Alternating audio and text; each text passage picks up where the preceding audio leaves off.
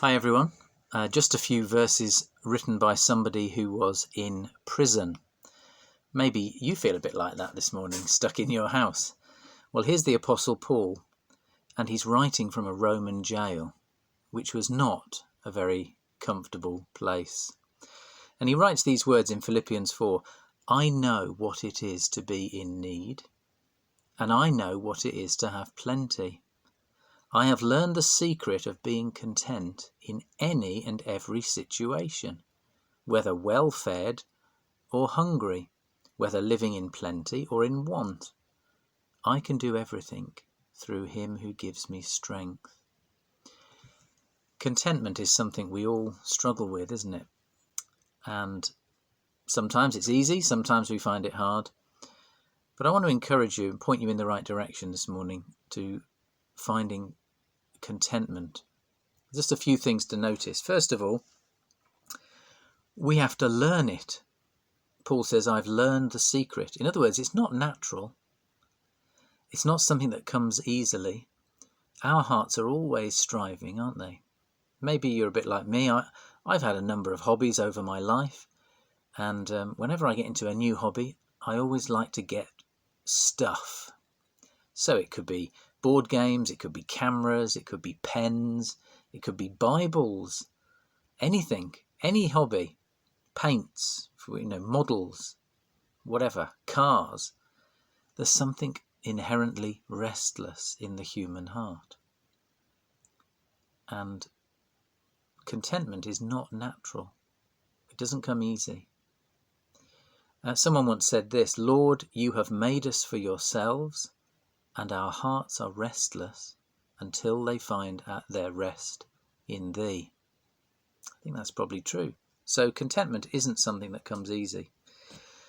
And then the second thing to note about contentment is that poverty and wealth are not the answer. Well, you might say, of course, no one can be content when they're poor. But Paul says, no, that's not true. I can. And we might say, well, anyone can be content when they're rich. But Paul says, no. Look how he says it. He says, I know what it is to be in need, and I know what it is to have plenty. I've learned the secret of being content in any situation, whether well-fed or hungry, in plenty or in want. Money is not the answer to contentment. There are millions of people with everything materially they could possibly desire who are not content. We race to put money in a bag that's full of holes. That isn't the answer. We can have all the cars and all the stuff and all the relationships and all the money and everything we need, but it's not the answer. Paul says both poverty and wealth are temptations and trials. They're both imposters, in that sense. Neither of them offers the solution. Some people actually actively seek out the simple life.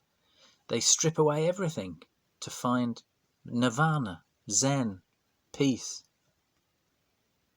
No, that's not the answer either. It's not found in material things or a lack of material things.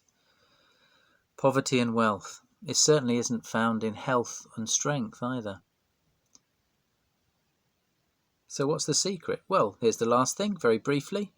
I can do everything through him who gives me strength. Him.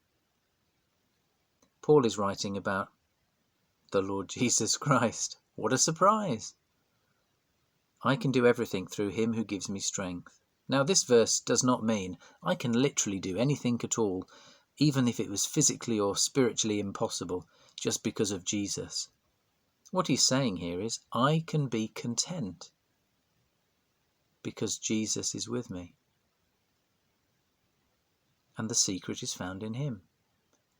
Without Christ, whatever we seek will never quite satisfy. With Christ, whatever we have is enough. Someone has said this, contentment is not having what we want, but wanting only what we have with Christ. And that's interesting, isn't it? So the secret to victory is being close to the Lord Jesus. If you want to be content today in your prison, quote unquote, stuck at home, in your health or your sickness, in your poverty or your riches, the secret is him. Okay, press on everyone, and keep close to him today.